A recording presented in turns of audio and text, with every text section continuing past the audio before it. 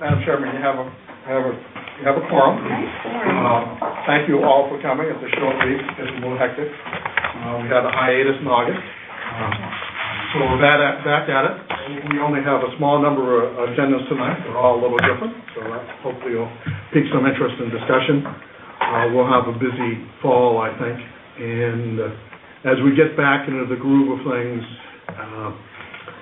we like to be in this room because we can have discussions. And although there's a public hearing tonight, but it's for a plan that had separate and distinct meetings also with the public. But I'll just remind ourselves as we go forward that, we have 61 physical square miles in the city that we're responsible for. And we've had events in the region that remind us that we're also for the 319 and 294 people that live here and try to do our best job so they have a better future. So thanks for coming. We'll formally call the meeting to order, and the first item on the agenda is approval of the minutes from July 2nd, 2014, which were mailed way ahead of time. Thank you very much. I'd entertain a motion on the minutes. And moved and seconded that we approve the minutes as distributed to us in the mail. Any additions, corrections, say on the minutes? Could you read the roll, please? Sure. Alderwoman Cruzen. Aye. Alderman Cone. Aye. Chair Stouter. Aye. Commissioner Bradley. Aye. Commissioner Powers. Aye. Commissioner Brown. Abstain. Absent. And Commissioner Vizentainer. Aye. Motion passes with all but one voting yes. Thank you. One abstention. We'll move on to the action items. The first item on the agenda tonight is a public hearing, and you're going to take us through this or introduce the item? Yes. This is the North Riverfront Park Master Plan. Plan was written, I think, 2010, and presenting it and having a public hearing on it. The other public hearings on this, of course, were back when the plan was under discussion. Usually what we do is have the presentation and then open it up to public. Chairwoman will explain the rules of that, and then the Planning Commission can ask questions and have a discussion. Megan Ridgway is here.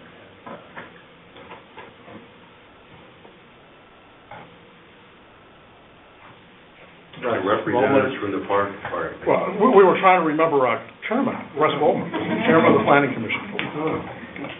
And Gary is here from the Department of Parks, Recreation, and Forest. I'm not as dressed as conservatively as Gary. So Gary, come on up. Whoever's on your team. I'm going to kick it off, if you don't mind, and turn it over to Megan. My name is Madam Chairman. Thanks for allowing me to present this tonight. My name is Gary Best. I'm the Park Director for the city. We're here to talk about the North Riverfront Park Master Plan. It was actually completed in, I believe, January of 2010. We've not brought it to the board until this time because we didn't have any money. As most of you have recently heard, working through the Board of Aldermen, Mayor's Office, we've been able to bond some existing sales tax money, which now has made $30 million available for Forest Park and $25 million available for all of our neighborhood parks. So that said, this is an opportune time for us to present the plan to the board for their approval. Hopefully everybody has received this document electronically, the copy of the master plan. I think we got it out at least a month ago, if I'm not mistaken, and had an opportunity to review it. Just to bring everybody up to speed, North Riverfront Park is on Riverview and basically 270. It's immediately south of the Chain of Rocks water purification plant. It's 112 acres, The property is actually owned by the Water Division, as Dave knows. It's, maintained and operated by the Park Department for probably the last 5 to 6 years, Dave. Currently has a fishing lake, a restroom facility on the south end, a pedestrian cycling trail. It also has an amphitheater, small amphitheater on the south end as well. And it has what I'll deem an unusable boat ramp. Probably the most prominent feature in the park is the fishing lake. We have a cooperative program with Missouri Department of Conservation who stocks the lake. The public process that we had for this was we formed a steering committee. I believe it had approximately 10 members, non-government members. The steering committee met on 3 occasions. Each steering committee meeting was followed by a public meeting, which were fairly well attended because there's quite a bit of interest from the folks who live on the bluff on the west side of Riverview. So it did stimulate a lot of interest. We got a lot of great feedback from the neighborhood people. They were anxious to have the plan adopted and finally ratified by the Planning Commission, another reason why we're here today. As I mentioned, the total cost of the plan is $11 million. We'll have about $3 million to spend on the park, so we'll be able to get some of the basic work going. We'll be looking for other opportunities, possible public-private partnerships, similar to what we've done as far as Park Lafayette Park, Cronolette Park to make this work. But we're going to have an uphill battle to come up with enough funding to do the entire package. Basically, this plan consists of 27 projects that if you page through those, it tells you the story about what we're going to do. One of the neatest things we're doing, this is one of the few parks in the city where you can actually go down and touch the Mississippi River. So the consultant, Arcturus, Megan, they did a great job at being able to allow the park to actually reach out into the river and let the park users experience that. That said, I'd like to turn this over to Megan from Arcturus, who can walk you through the details of the plan, and we'll be here to answer all your questions. Thanks, Gary. I think I'm going to stand back here just so I don't stand in front of anybody, and then I'll also advance the slides. But I'm Megan Ridgway with Arcturus, one of the principals there, and Russ Wolmert is with me. He is the director of our planning and urban design group. And so he'll be kind of supplementing what I'm presenting if I miss anything. As Gary said, we completed this in 2010. And so I will go quickly through the 20-some odd features that the master plan incorporates so as not to put anybody to sleep. But I think they're all pretty exciting. So first, and Gary touched on a little bit of this, the goals of the master plan are really just to enhance what already exists at the North Riverfront Park. So quiet beauty is something we heard quite frequently about from the users of the park, just trying to enhance that. Gary mentioned taking advantage of the fact that this is one of the few locations where people can actually get down and touch the Mississippi River. Adding or enhancing visitor amenities, and then increasing the safety, or at least the perception of safety at the park. So all of the elements that we looked at, we came back to those project goals in each one of these offerings. One thing I should mention is that when we were first investigating and coming up with concepts for the master plan, this was done in coordination with a community-based landscape-scale public art project, and it was the Public Art and Ecology Project, and that was focused on creating a greater understanding of environmental issues as it relates to the Mississippi River watershed. So I think that was an important piece that we were looking to coordinate that research and those findings with some of the suggestions that we put forth in the final master plan. Again, Gary mentioned the process we went through was having 3 steering committee meetings, each of which was followed with a public engagement meeting. What I will add is that, so meeting 1, the focus with the public was really to get input about what works well about the park, what opportunities do they see, and just record those so that we could take that into consideration when moving into the design process. So between meeting 1 and 2, we developed a couple of design concept options, which we brought back to the public in meeting 2. There were 2 different concepts that we went through, listened to pros and cons of each, took that feedback, and developed a final master plan, which we rolled out at the 3rd meeting.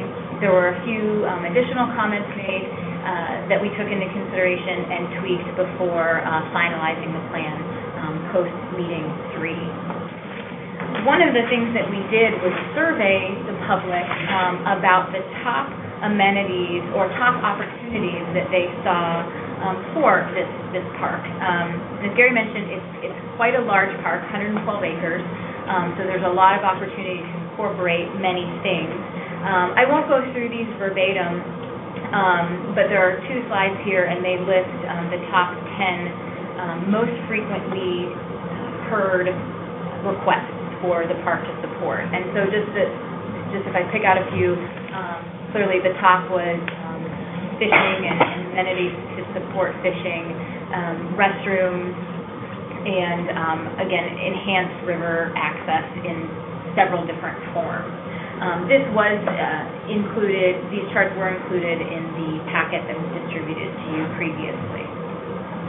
Can I ask a question? Sure. So the access to river and the fishing amenity, I mean, there are fish in the river, so, I mean, does that include access to the river when you're taking those boats into consideration that want access to fishing and better facilities for fishing? Okay, just curious, because I bike along there quite often, and Madison County actually has some pretty great access to the river, and there's people fishing over there all the time. Yep, So, it definitely is not only for the lake that currently exists Yeah. within the park, but also for the river's edge. It's got Thanks. both of those. Sure. So this is not a legible slide, but what this does show you is just the extent of the plan, the park itself, and each one of the gray boxes is just indicating a location where the master plan proposes an improvement.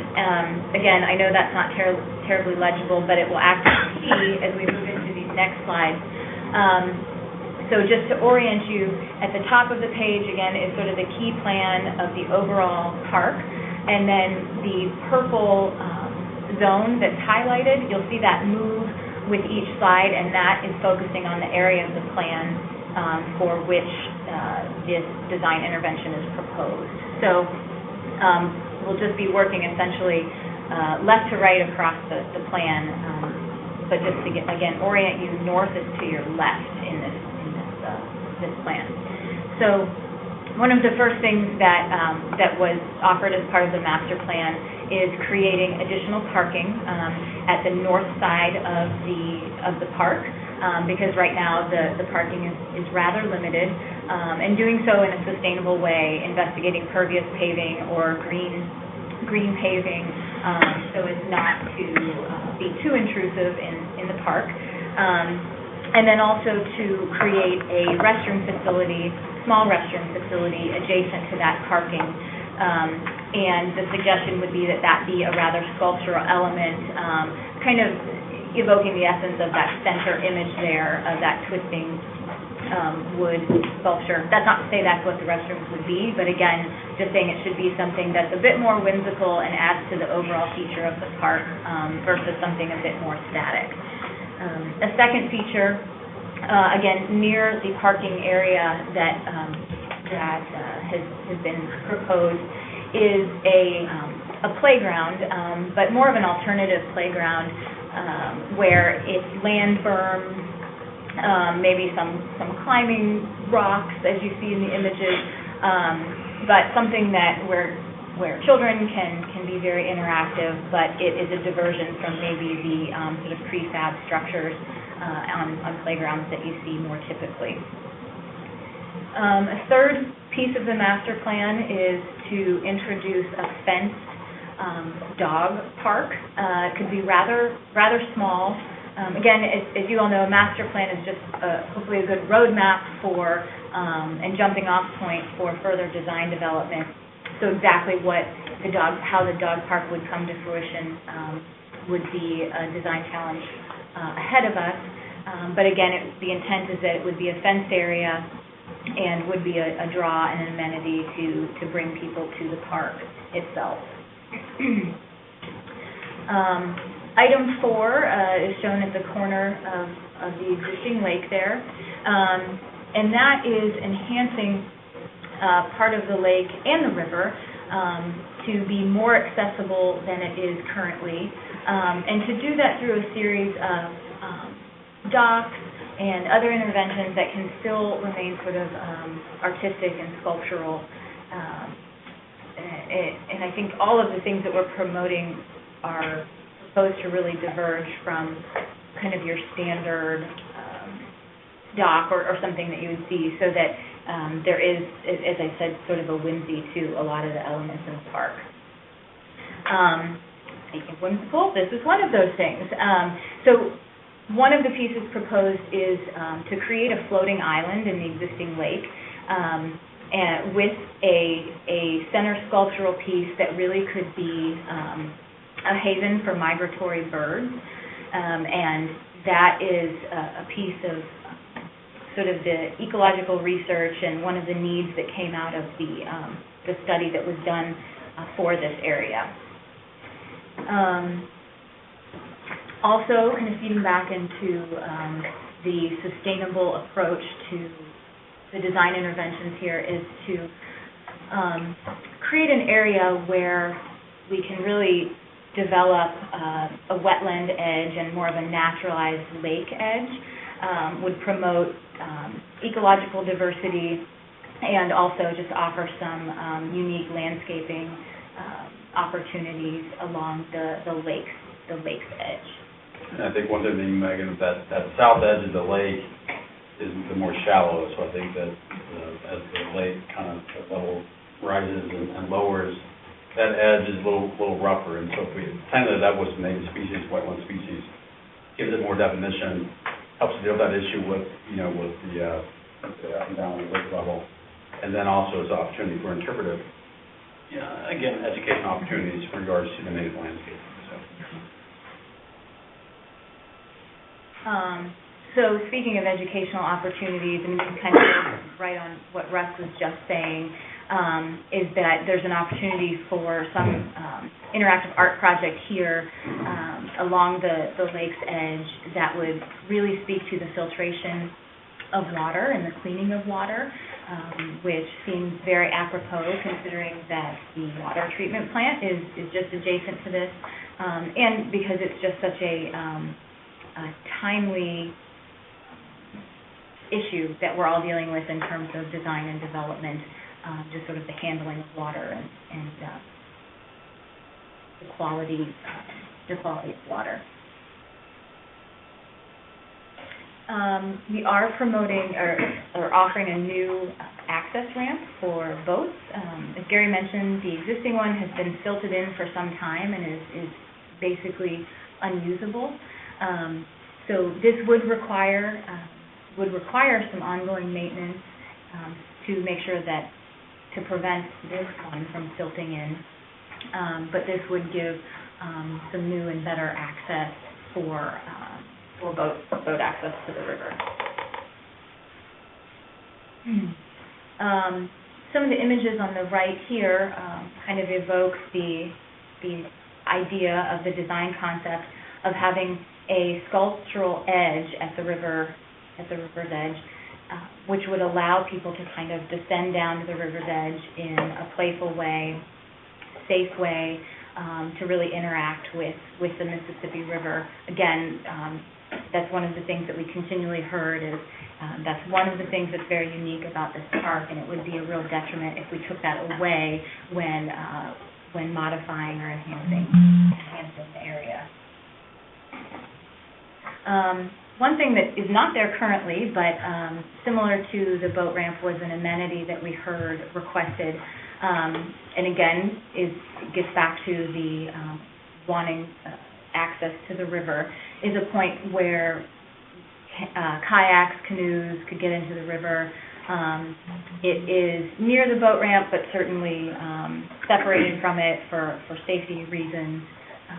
But that opportunity doesn't really present itself well anywhere along the river currently.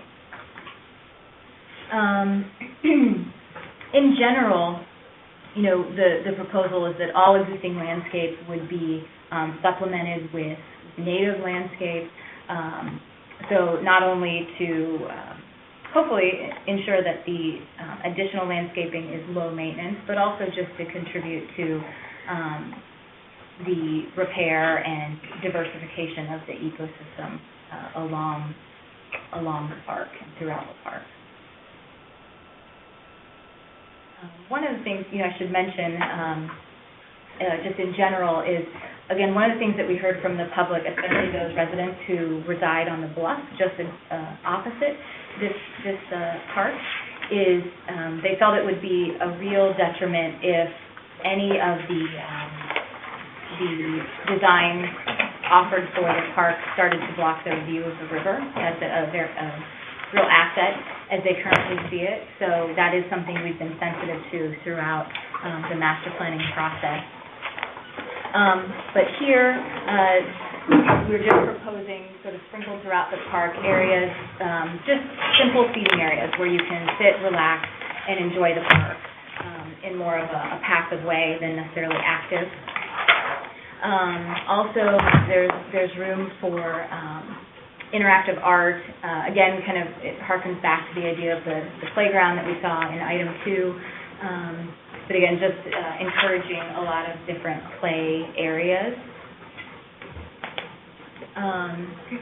Picnicking and outdoor eating is something that came up quite frequently as a request. And so, again, wanting to designate, and this is on the south side of the park, a specific area that could be a picnic area, not unlike some of our other city parks where you can even reserve pavilions or things like that for special occasions. Also on the south side, we're proposing additional parking. There is some existing parking on the south now, but it is limited. And again, we've proposed that any new parking be done in a sustainable way, whether that's perhaps through pervious paving or bioswales or a combination of both. The walkway and the entrance along the south that would bring you into the park, again, is another opportunity for some sculpture, as you see in the image on the right there. But we're also proposing that you realign the south entry so that it has a better relationship to along Scranton Boulevard and just is a little bit more safe of a turn off of Riverview. Let's see. So there is an existing restroom comfort station along the south side of the park, and we're just proposing that it be enhanced and upgraded. And there's a lot of different ways that can happen, but what we've suggested here through the photograph is one way that comfort station could be enhanced. I've already mentioned on previous slides that just native planting is definitely something, a theme throughout the entire park. There is, as Gary mentioned, an existing amphitheater, and we're proposing that could be modified, enhanced, even slightly relocated, so that it just becomes a bit more of a destination and could better facilitate performances, Shakespeare in the Park, what have you. So sort of central in the overall park, we are proposing to have a natural water filtration system. It'd be a great educational opportunity to understand how nature really can treat water and how we can make the treatment of water very, very artistic and sculptural and beautiful, and take that very functional element and make it something more. And then you'll see sort of sprinkled around the existing lake, we're proposing an exercise path that would have different nodes where you could stop and do different activities. We're almost there, hang in there. The item on the south side of the existing lake would accommodate a drop-off area and a accessible path for any disabled visitors. Again, in that same similar area, it gives an opportunity for different plantings, again, to show how really there's lots of different options for paving, parking, and how nature and parking and paving can really coexist in a more sustainable manner. Along the entire west edge of the park, as it kind of runs parallel to Riverview Drive, we're proposing a grassland and biofiltration area where some taller grasses could grow, start to give a visual buffer between the road, which oftentimes has pretty quick-moving traffic, and kind of harbor and buffer the park from the roadway itself. Clearly, we wouldn't want those grasses to be so tall that it creates any sort of visual barrier when you're in your car pulling out onto the drive. This is our last one, but there's also an opportunity at some of the shallower sides of the existing lake that Russ mentioned earlier to go ahead and create a constructive wetland and potentially a boardwalk that goes over and through the wetland, and so that can be a very sort of serene experience, again, all with the purpose of promoting ecological diversity throughout the park. So, and sorry, moving quickly, there's a lot of elements, but really, I think some of the features of the master plan is that there's a lot of elements. Again, it's a really large park, over 100 acres, and the goal here was to have lots of different activities, but to make sure that the design elements could be implemented in phases. Those phases don't necessarily have to happen in a certain sequence, but can be done when the funding is available, or when demand kind of warrants it. And we had, several years ago when we did the plan, talked about that there could be the potential revenue generation if a fee was charged for maybe the boat access or some of the key amenities offered as part of the master plan. And we think, in going back and looking at all of the public comments that we received, as well as the input we got from the steering committee, that this really addresses, this plan really addresses all of the hot buttons that we heard through, the several months that we worked on this. So Russ and I'd be happy to answer any questions. Again, sorry for going through quickly, but I just do want to be sensitive to everyone's time. Before we see if somebody wants to speak, do any of the commissioners have any questions? I do. Okay, you mentioned the existing utility conditions, In the plan. page 16. Mhm. Yeah. And then you said that, are you expecting the city to do anything at all with respect to the water facilities, the water lines, When we did the design for the plan, we had representatives from the Water Division on the committee. As Dave can probably explain better than I, there's three large conduits that parallel Riverview.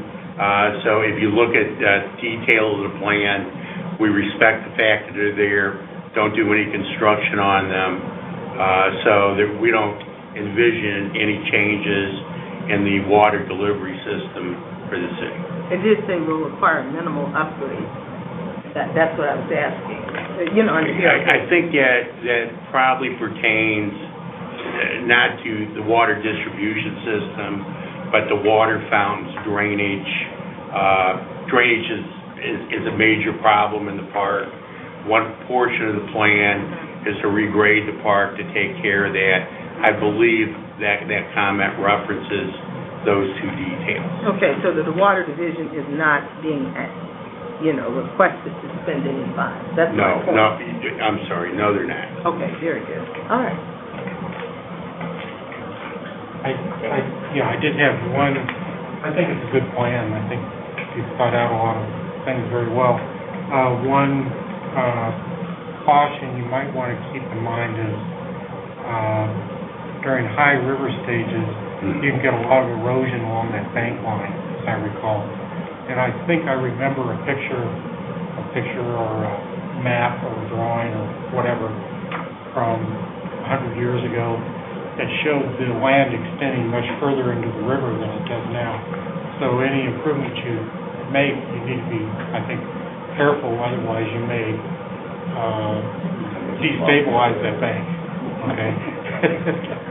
It's a good point, and one thing I didn't mention, and this is related to what you're bringing up, but not exactly, is any intervention in the park does have to be flood resistant because it is a low point, and so that is something that I didn't address here, but we did in the plan, is that is absolutely a concern, and when each of these elements moves into the actual design and implementation phases, that's something to be considered, and you're right, the erosion and stability of the existing shore is absolutely on the as well.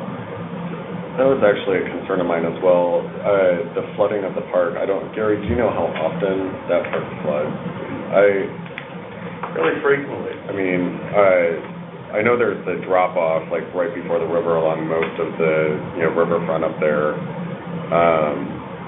So it sounds as though you've taken a lot of that into consideration if you're putting in like flood resistant infrastructure, but I'm just curious if the infrastructure is going to be able to be used if it's covered in water. Well, we actually took a look at that issue several months ago, and this board or commission, probably looked at a plan for the development north of 270 where the old golf course was.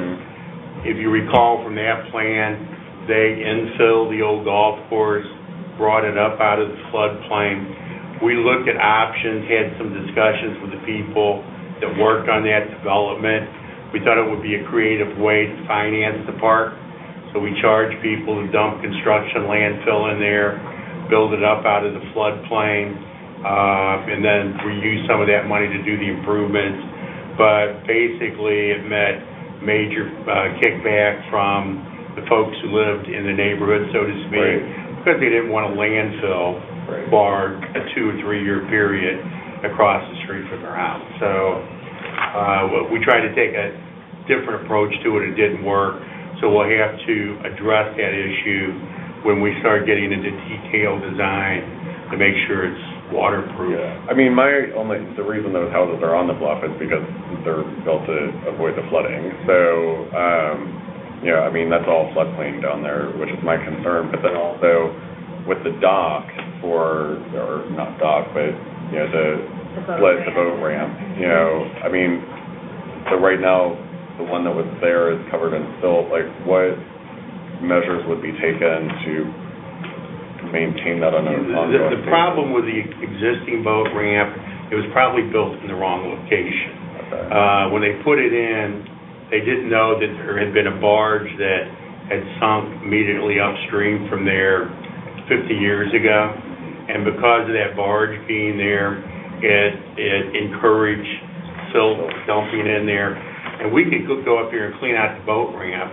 We actually had excavators where we reached out 50 foot into the river and cleaned it out. but there was still a sandbar, if you will, 50 foot out caused by this barge. So we actually had a discussion during the planning process. We go out there and remove the barge, and the Corps of Engineers do something. We said, let's just scrap this one and move it to a different location. Gary, you mentioned that $3 million was available, allocated to this particular site. Right. And how will you determine what you do first, and have you, or? Yeah, basically what we did is took the elements of this master plan, and you can see them in the last 27 pages where they have associated costs. Those went into the ordinance approving the sale of the bonds.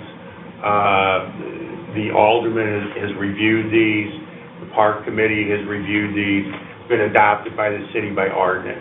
So there's a list of projects that add up to $3 million, but those can be revised with the approval of the comptroller's office and bond counsel if they want to move money from one project to another. Excuse me, let's go into funding. The sale of what bonds? The $25 million in neighborhood park bonds that you just executed. So you're taking some money out of there for this then? That was the whole plan. Okay, very good. So you all already have funding, because I see something here about raising a tax by 1/8 cent sale. This was done in 2010. So this is We didn't even know that we were going to have. So that is X. There's no plan to raise. I even put an X through that. Thank you. I'm with the comptroller's office. We're not raising any. I knew she did. Okay. Okay, let's start right there. Okay. Now, then you all are talking about, I'm sorry, I hope I didn't interfere with anyone else. Alderman, I hope you finished? Okay. Okay, so then we're talking about, a Forest Park type advisory board, Forest Park Forever. Okay, this is not our favorite model at all. Okay? We do not like that. Let me just put that on the table. Who is we don't is like? Madam Comptroller. Okay. Let's not talk about any kind of advisory board. Okay, number one, you're not asking the Water Division for any money, right? This is true, because we got a neighborhood park. Very good, because we got plans to upgrade our water system. Okay? All right. Bond, we got something coming later this year without any increase in rates. Just paid off the bonds, okay? So we're not intending on raising any rates to anybody in the city, okay? None. Now, then we go back to this Forest Park Forever. You all got stuff in here.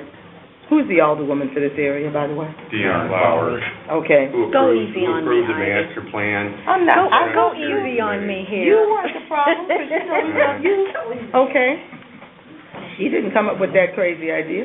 Okay, then, that's fine. St. Louis City Parks Department representative, Water Department representative, City of St. Louis Planning and Development Agency representative, et cetera, and this governance. And so what do you all were planning on calling that? It says something here.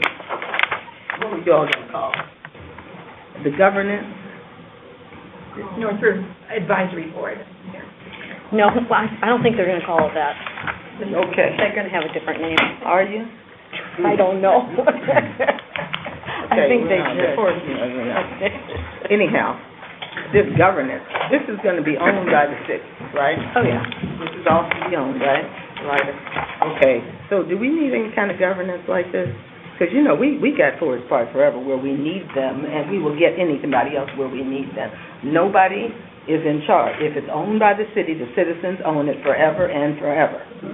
Gary's in charge. Well, isn't that a good reason to say there should be a public advisory board that looks at what the city's doing? That's to the make wrong sure word. that the money is spent, the public money is spent based upon public needs? Or should bureaucrats like us make those decisions? You mean like the Board of Aldermen? They're not There's a wide bureaucrats. That's all definition of they play harm. bureaucrat. Gary's looking at me when he's saying Yeah. Isn't it Forest Park Forever that is more the Thorn rather than the Forest Park Advisory Board? Oh, is there a difference? Yeah. Yeah, the Forest Park Advisory Board. The Forest Park is just Advisory advice to Board Gary. is a I don't have to citizen. listen to him. He does. Good. But But he I does do. well. It's a citizen advisory Oh, is that what we're board. talking, Lida? Yeah. Okay, 'cause no, you know what I'm saying. Lida knows what I'm saying. Okay, so we're not having, that, like he said, this is done, governance is the wrong word, okay, because it's owned by the citizens. Okie dokie, and, you may have... Sometimes it's referred to as a Citizens Advisory Board with some ex officio. Okay, a comptroller's office representative would need to be on there, so Madam Comptroller can appoint somebody, you see what I'm saying, it would be a public citizen, not a staff person, probably, okay? Yeah, then that's, how we do for our, our little, our little, entities, right, okay, all right, so, okay, I'm finished now. Good. Any other commissioners? Madam Chairman, before you open up to the public, I'd just like to make a couple contextual comments. One, Gary, are there really essentially two city parks for people to fish from into the Mississippi River? System Marie Charles and this? Yeah, and System Marie Charles has limited value for fishing. Yeah. I mean, the barges are always docked immediately adjacent, but if you drive down the levee, there's people fishing inside the flood wall all the time. And so that's, number one, this is the spawn in the city to go fishing in the Mississippi River. Absolutely. And the other context I want to say is talk a little bit about the Riverfront Trail, links this to the Channel Rocks Bridge and all the way back to the Arch Grounds and south, which is something to remember The about. service it will end up being a trailhead for the trail system there. And the other thing is, as we think about our river and our place, you see the Mississippi River from space, is Gary made mention of this, that this is one of the places where you can go and touch the river. There's not the flood wall. You can go to this park. As Alderman Cohen says, it floods, so it's interactive in that way, but you can go and experience the river. And it's also in the Mississippi River system. This is the place in the Mississippi River system that's closed to barge traffic. So it's a good place to experience the river and have the kayakers and that type of exposure, and it's in the city. Can I just ask a procedural question? Uh-huh.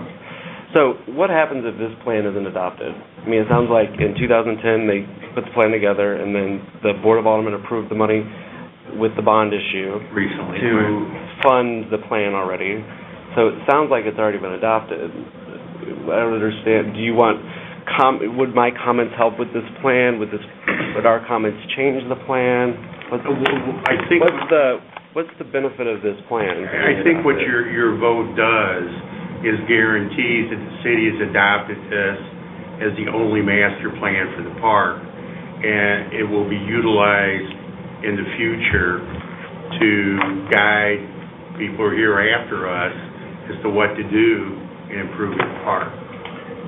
Frankly, at about a 30,000-foot level. And so then there's details that get followed by BPS and the Parks Department. Oh, I would just have to say, I can't vote on it until it actually says that the funding, you all need to revise this. This is not, we can't vote for this. Those are recommendations. Okay, Is it it's possible? a master plan. Well, no, but if you look at the back where you're looking at funding sources, I believe those are recommended places that we could go after to find funds.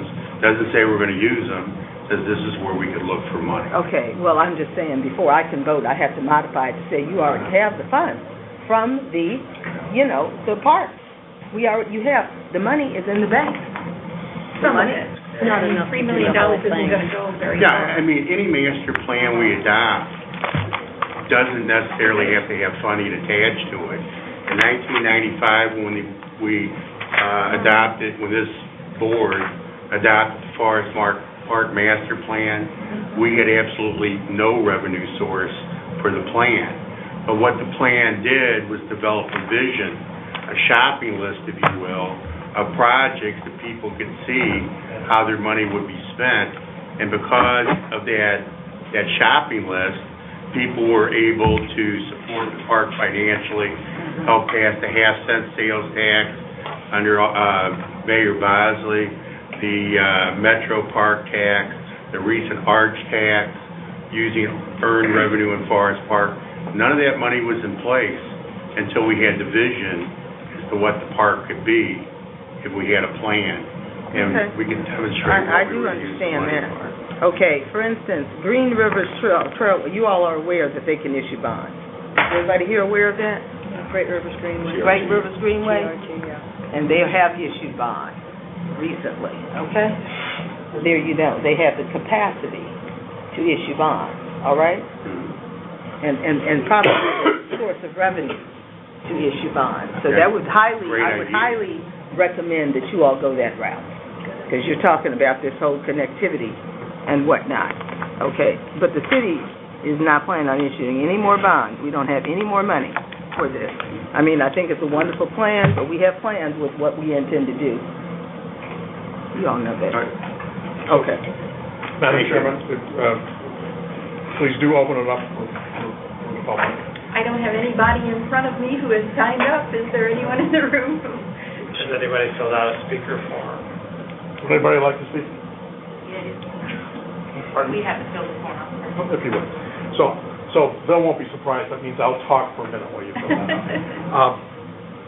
And then we'll come back to, we're not voting on this tonight. And the other part is, so there'll be some more comments that can be received until on the 17th of the month, I think. We'll distill any comments, get back to you, and then you'll have a resolution to vote on at a subsequent meeting. This is being acted on as a topical plan. Don, can I interject? I was not anticipating this meeting lasting past 7, so if you need my vote as part of a quorum for something, can I recommend that we kind of get to that? We will. I'm going to have to leave. Good point. shortly. So we're not voting on this tonight. We do have two other things that we'll want you to vote on. We'll vote a subsequent meeting. There'll be a resolution to do that. And I'll just bring up one more topic, is that the action that we're doing here is we're voting on this as a topical plan. And I will say that that really is something that gets it in the purview of being adopted from the city, but it's a pretty general thing under the rules for a topical plan. It's a topic versus a specific roadmap or even really a detailed part of the comprehensive. So we're going to take the vote? So no vote tonight. I'll leave that, Madam Chairman, for Dick to help you with anybody that would like to. And it does remain open for comment. Correct. Can people comment on the web? Certainly.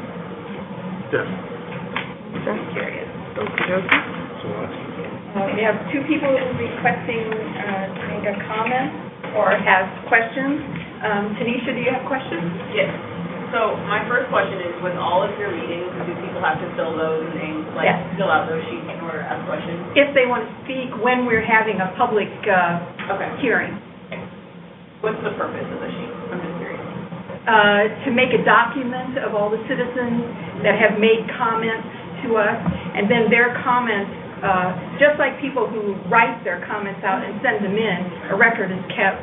Here, we keep the record via the minutes of the meeting and the tapes that are kept.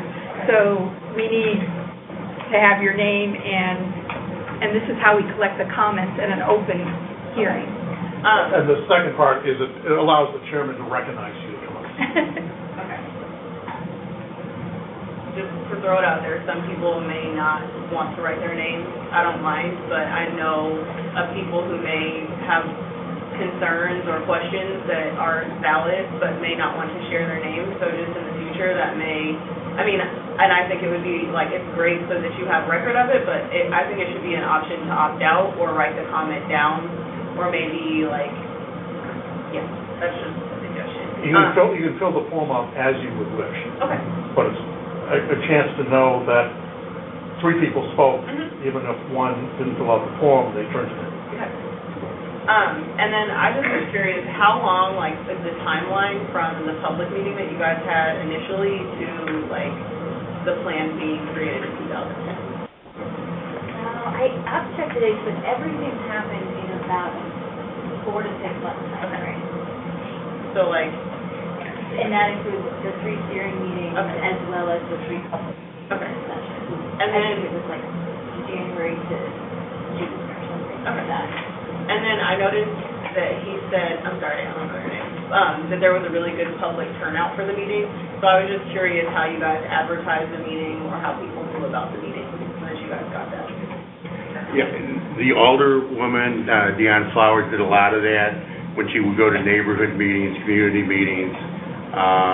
So she did it in that fashion. I believe we posted it in paper also.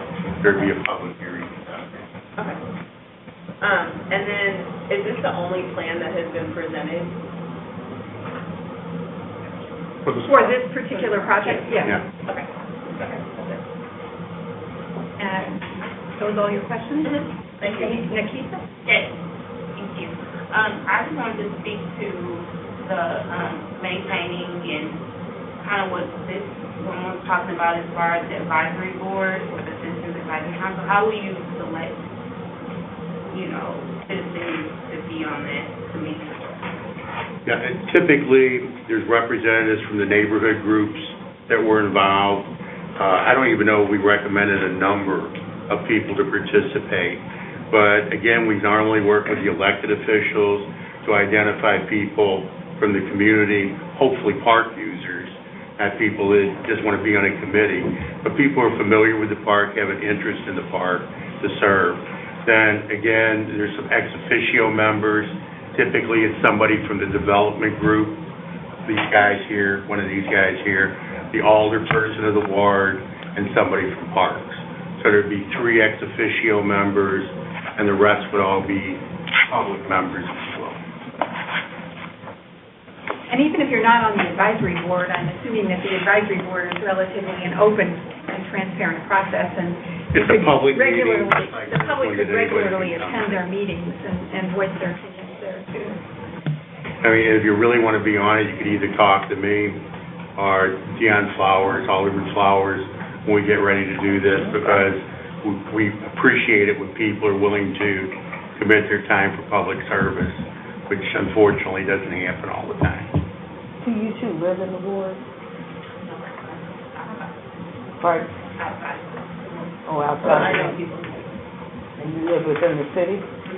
You should contact me too. Ms. Green may appoint you. You might want to change that to 4 ex officio or something. Whatever you Okay. want. Okay, that's a good start. Okay. Yeah, it's good to have users at the park. Yeah, do you all use the park? I've never been to this site, but South Grove, Forest Park, the parks in the city. Where do you live? I live near South Grove. Oh, you do?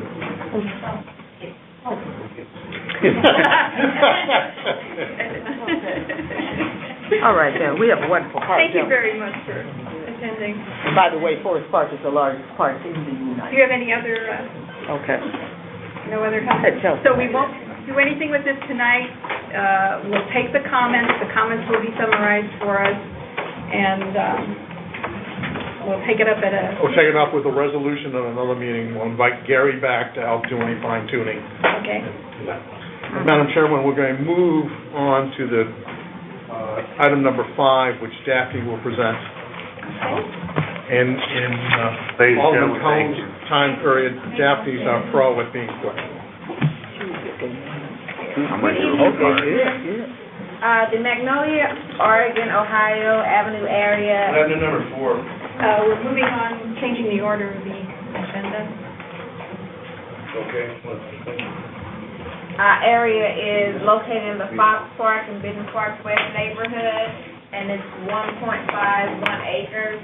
Tom Pickle from the DeSales Community Housing Corporation is here if you have any questions after the presentation.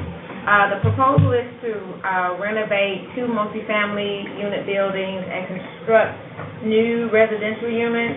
There are 17 total parcels within the development area. These are properties along Magnolia area, and the purchase of the properties is estimated $452,000. And the total cost of renovation and new development is a little over $6.7 million. These are some of the properties along Oregon, with 2 of the buildings. 2 buildings will be torn down, 2829 Magnolia and 28 between 642 through 46 Oregon will be renovated, and then 2 buildings will be torn down, one on Ohio and then one on Magnolia, and they will be replaced with infill housing. There is private funds, historic tax credits, and low-income housing tax credits will be utilized to renovate and demolish the buildings. And this is a site plan of how the infill housing will look. The area is in a neighborhood preservation area, which encourages preservation of historic buildings and our housing stock, and encourages infill residential development. Staff recommends approval of the Chapter 99 Blyden Study and Redevelopment Plan, and we do have supporting letters from Alderwoman Ingracia and Alderman Ortman, and the plan does not provide adequate for any remaining property. I'm just like, how are you making, for any questions? Tom, did you want to say anything? No, just, we appreciate your consideration of the plan. It was a total of 36 units. This would be a low-income housing tax credit project that we got funding for from MHDC earlier this year. So we are ready to go with this. We hope to start construction on or about the 1st of November, probably about a 10-month construction period. This will be half rehab and half new construction, which the new construction part will be a new thing for our organization. With the plans, we actually are demolishing a couple of buildings. That proposal, as well as the plans for the new buildings, have been approved by the Preservation Board. And as you saw me doing a little shuttle diplomacy with Tom, is, yes, it was the city's successful application for 9% tax credits last year, awarded this year for low-income tax credits. So it took us 4 years submitting it to MHDC to get funded. I believe it. Do any of the commissioners have any questions, comments? Just quickly, the 2 supporting aldermen are seemingly supporting 2 different time periods of tax abatement. Is that specific? Well, it was approved for 15 across the board. That was just, I can't explain it. It's 10-year 100% and then 5-year at 50%, so the total's 15. So Alderman Ingracia's letter is actually more accurate. Yeah. Okay. And the 15 years coincides with the 15-year affordability period of the tax credit. Got it. And Ortman knows that. Which is the trigger that allows not the right word, that gets the math to 15. Ortman generally doesn't support that. He Right, understands that's why the situation. I live with it. Any other questions? What were you saying, Shane? Alderman Ortman typically doesn't get tax abatement over 10 years in his ward. However, he understands with the tax credit situation that it has to be extended to 15 years because of the requirements of the tax credit. From the state. Yeah. 15-year affordability period, we've got to keep Right. affordable for 60%. I'm sorry, I know this is not time for the public to talk, but I have a quick question. So, because I have to go. So, if I want to stay informed on this, all of these things that are going on, where is the best place to look? Like, so I looked at the website and just saw, just the meeting dates, but I didn't see a place to see, who's supporting what and what different projects are happening. So what's the best place to look? So Dick will walk out and give you the website, but the idea is go into the city's website and Google Planning Commission, and then you should get the minutes. You should get the agendas. After the fact, you get the minutes, which will talk about the supporting. You'll get the PowerPoint, and then you'll get the audio. And that's for every meeting? That's for every meeting. So some of that is posted before the meeting, and then some of it takes a little lag time to post it back. Which I have to say, that's a recent item this year, getting it available to the public. So we're happy that it's now available. Then you have to call. Welcome to that. To tell you the thing I most worry about is it's there. If you have a hard time finding it, then call us, because it shouldn't be. Well, if the commissioners and no one else has any comments or questions, Approval. Second. been a motion, and it's been seconded that we recommend the Chapter 99 blighting study and redevelopment plan and find it in conformance. We can't have the previous roll because we had a change in... Sorry, my bad. So, could you read the roll, please? Alderwoman Cohen. I'm sorry, Alderwoman Cruzen. I'm two and one. Alderwoman Cruzen. Aye. Alderman Cohen. Aye. Chair Stouter. Aye. Commissioner Bradley. Aye. Commissioner Powers. Aye. Commissioner Pinkston. Aye. Commissioner Brown. Aye. Commissioner Vizentainer. Aye. And the motion passes with all present. Thank you very much. Thank you very much.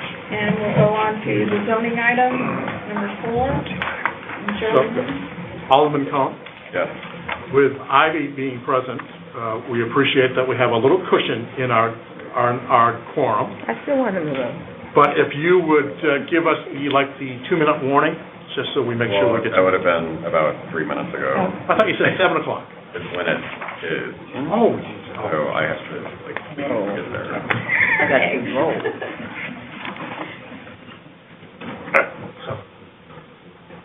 So, Ivy, we have it.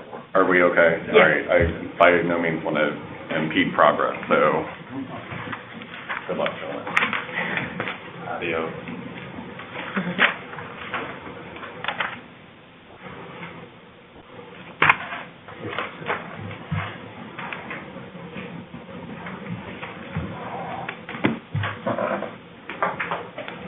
Good evening, Madam Chairman, members of the commission.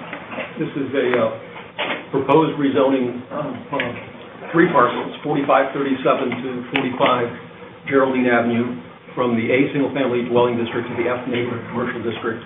The site is about 0.4 acres in size. It's located at the corner of Geraldine and Berger in the Mark Twain neighborhood. It's located near Union Boulevard, which has a 4-way interchange with Interstate 70, and you can see one of those exits is located right near the rezoning site. The petitioner would like to consolidate the rezoning site with 7 adjacent parcels that are located on Union Boulevard in order to develop a gas station, convenience store, and a car wash as part of Phase 1 of a development project. Phase 2 calls for a strip shopping center to be built to the north of that particular site. The petitioner is Union and 70 LLC, which owns 3 rezoning site parcels as well as the 7 adjacent parcels to the north. It's represented tonight by John Anselmo of Crown Construction of Missouri Incorporated, which has developed a number of gas stations and convenience stores in the city recently. Mr. Anselmo is here tonight, as well as Mike Mueller of Civil Engineering Design Consultants, who may be available for questions. This is a aerial photo of the site in the vicinity going back from 2012. It's important to point out 2012 because there's some changes that have happened. The area shown in red are the 3 parcels. All of the buildings shown on the aerial photo have been recently demolished, so none of those buildings exist. To the north, shown here in the blue, are those 7 adjacent parcels which make up the remainder of the Phase 1 development site. Again, all of the buildings that you see within that blue perimeter there are no longer there. They're all vacant lots. And then to the north, shown here in the green, is Phase 2 of the development, which calls for a strip shopping center. And it was a little unclear to me as to how far north that strip shopping center would go, and I was surprised by Mr. Anselmo that it's likely to go almost all the way up to Lillian Avenue. That's correct, yeah. The only thing we're considering tonight is the 3 parcels that are shown here in red in terms of the rezoning. The exit for Union Boulevard is shown here. You can see it touches on Berkshire Boulevard, winds up at Union Boulevard. In terms of Geraldine Avenue, this is primarily a residential area, low density, with a few scattered vacant lots. Union Boulevard is a mixture of residential, commercial, and institutional uses. Some of those larger uses include a BP gas station and convenience store, which I gather was just recently opened, a small barbecue restaurant, Emmanuel Temple Church of God, which has this church building, a large parking lot located to the north, as well as an educational building on the opposite side of the street. And on the other side of Lillian Avenue is a Family Dollar. This is an existing zoning map for the area. The site is shown as being zoned A, single-family dwelling district. The petitioner is proposing to consolidate those 3 parcels with the 7 parcels shown here that are zoned F Neighborhood Commercial District. And as you can see, that F Neighborhood Commercial District extends all the way down Union Boulevard. The consolidation of those 10 parcels, the 3 in the zoning site and the 7 across the alley, would create 2 separate zoning districts, A and F. And in that case, the zoning district that would be most restrictive would be the one that would apply here. And the A single-family dwelling district doesn't allow the proposed development project, and that's why the petitioner is requesting rezoning to the F commercial district. These are some photos of the rezoning site. Again, these are vacant lots. The photo on the left is looking westward. The photo on the right is looking northward. The homes that you see in the distance are from adjacent parcels. These are photos of the 7 adjacent parcels that are located along Union Boulevard. Again, they're all vacant lots, and this is where the gas station and convenience store would be located. In terms of Phase 2, which again would be where the Scripps Shopping Center would be built, the 2 photos on the top there are parcels that are located on Geraldine Avenue, and the 2 parcels on the bottom are located along Union Boulevard. One on the bottom left is the educational building of the church. In terms of adjacent properties, these are properties that are on Geraldine Avenue that would be facing the development. So the photo on the right is a single-family building that would be facing the gas station and convenience store. These 2 residential buildings would be facing the Scripps Shopping Center. And this is a photo of that particular block of Geraldine Avenue looking northward to give you a better sense as to what the character of that particular block is. The photo on the left shows the intersection of Geraldine and Bircher. So this is Geraldine. Bircher Boulevard is a one-way street heading westbound. On the other side of this Jersey barrier is Interstate 70, which is down a little bit of a slope. But it's immediately adjacent to Bircher, and on the other side of the freeway you can see the industrial uses. The photo on the right shows the intersection of Union and Bircher. Union is in this direction, and at this point in time serves as a highway overpass over Interstate 70. And lastly, on the other side of Union Boulevard are a number of uses. This is the recently opened BP and convenience store, a couple of residential buildings, a small barbecue restaurant, and this is the large Emmanuel Temple Church of God. Again, they're on the other side of Union Boulevard on the development site. This is a site plan that was submitted by the petitioner. So to give you a better sense of this, this is Union Boulevard. Here is Bircher. The freeway exit ramp is located here. This is Geraldine. The 3 parcels that are proposed to be rezoned are following this area here. And these are the 7 adjacent parcels. So in terms of the development, the gas pumps and the canopy would be located closer to Union Boulevard as well as the parking. At the rear would be the convenience store and car wash. The vehicular access points would be along Union, Bircher, and Geraldine. I guess that pretty much covers that. This is a conceptual rendering. Again, this was something submitted by the petitioner that shows the entire development project. So you've got the mobile gas station fronting along Union Boulevard, the convenience store at the rear, car wash immediately adjacent to it, and then on the other side of the car wash is this Scripps Shopping Center that would be part of the Phase 2 development. The city's strategic land use plan designates this site as a neighborhood preservation area, shown in yellow, which encourages residential uses as well as corner commercial uses. And obviously, this would be located at the corner. In addition to that, the strategic land use plan has what we call a adjacency rule, which basically says that if a proposed development project or use is allowed in an adjacent strategic land use plan category, then that use or development project could be deemed to be in conformity with the strategic land use plan. So in this case, the gas station and convenience store would be allowed in the adjacent neighborhood commercial area, shown here in pink. So the project is in fact in conformity with the strategic land use plan. Lastly, a couple other factors enter, and that's basically the fact that the site again is located along a major interchange right at an exit for Union 70. And these are typically areas where you typically have commercial development occurring. I think one of the reasons that this area has lagged behind in being able to attract commercial development is the fact that the area along Union Boulevard has had commercial zoning just for this particular block phase. Obviously, it's a little bit easier to get a larger commercial use if you've got a larger land area.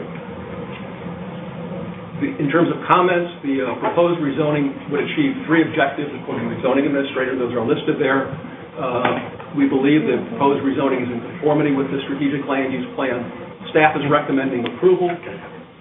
I'd be happy to answer any questions, and Mr. John Anselmo, representing the petitioner, and Mr. Mueller of the civil engineering are available for questions as well.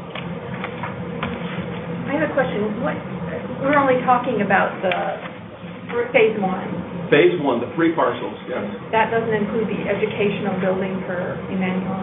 It does not. That the educational building does not require a rezoning. So the educational building is somewhere in this vicinity right here. Yeah. So we're only voting on the rezoning of those three parcels shown there. Let me get to the zoning. Doesn't mean we won't see it again, Mr. President. Ivy, do you have? The Alderwoman has expressed her support in this letter here for this. Yes. Alderwoman Sharon Tyus. That's correct. And what level of abatement are we talking here? That's unclear. The application for the redevelopment plan, to my understanding, has not been filed yet. Correct. So by voting on this, we don't know This is what the it could be? zoning. I understand that.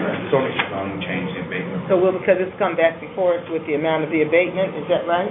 It would go to LCRA, and then LCRA would forward it to us if they get a specific redevelopment plan. Do you all have any idea what you're asking for, gentlemen? No, we In terms of abatement?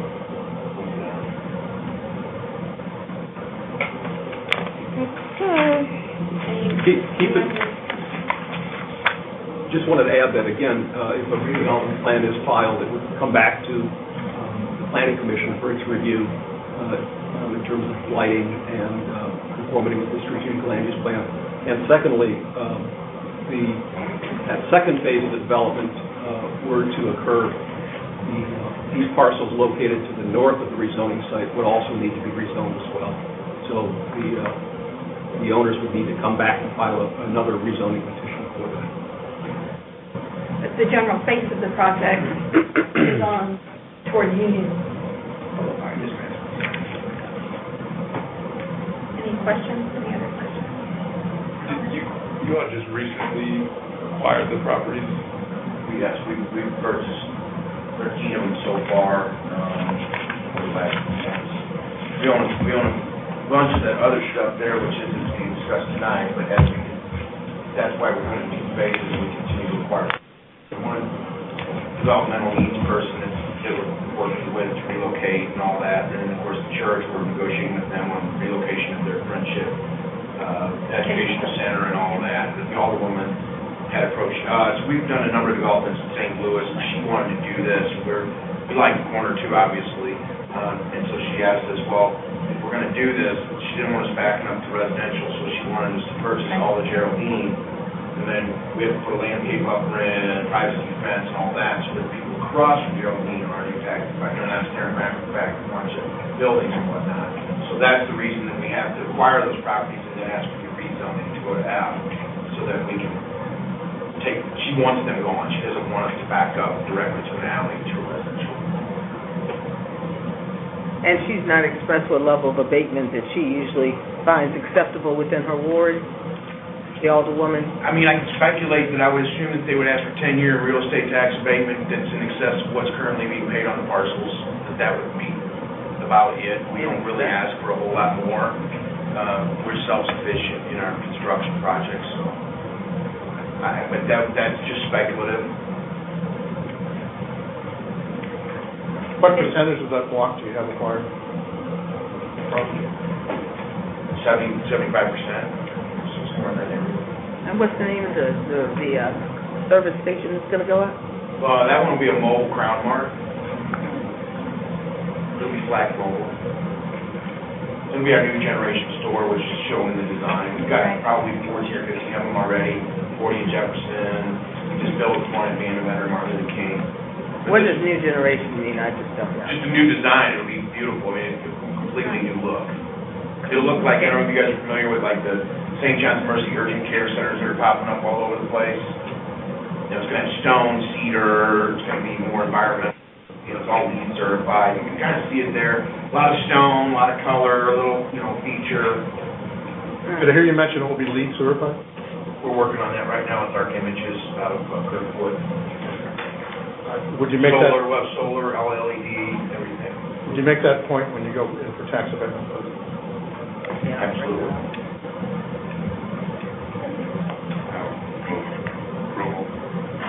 Is there a second? Second. Is it seconded? Can't do the previous roll. I got it. Shane's got it. Didn't afford them all in. Oh, we do that. Ready? Alderwoman Cruzen. Aye. Chair Stouter. Aye. Commissioner Bradley. Aye. Commissioner Powers. Abstain. Commissioner Pinkston. Aye. Commissioner Brown. Aye. And Commissioner Vizentainer. Aye. And the motion passes with all but one present voting yes and one abstention. Thank you. Other items, we have delegated items. Does anybody have any questions about any of the delegated items under 1 acre? Or street vacation? Any new business? Yeah, what was the street vacation? Was that? Yeah. Was that? Does it, how do I know that? Is that coding? Oh, I'm sorry. You have to ask the staff that. Okay. He's asking about the street vacation. If you have any questions about those, please. Is it alley or is it, what is it? How would I know? Yes. You get the street there, right? That's what my pay grade on It doesn't matter. It's just, we get enough confusion on it, but we'll talk about those. It's okay. Before you guys break up and we go into discussion about the alley vacations, or the street vacations, sorry. Anybody up for a field trip this fall? Yeah. Where are you going? All right, haven't decided. But we'll either do a field trip and tour some parts of the city, or we'll do a remote meeting. We'll have a meeting somewhere other than on campus. As long as you have something to munch on, okay? And that's usually a request from Ivy that it's chocolate, right? I don't have to have chocolate, you know.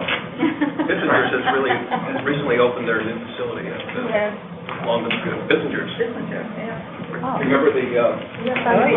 zoning area? Right along that route. So the next meeting is scheduled for October the 1st. We have information about street vacation. I won't be there October 1st, I'm sorry. Don't have chocolate at that meeting, okay?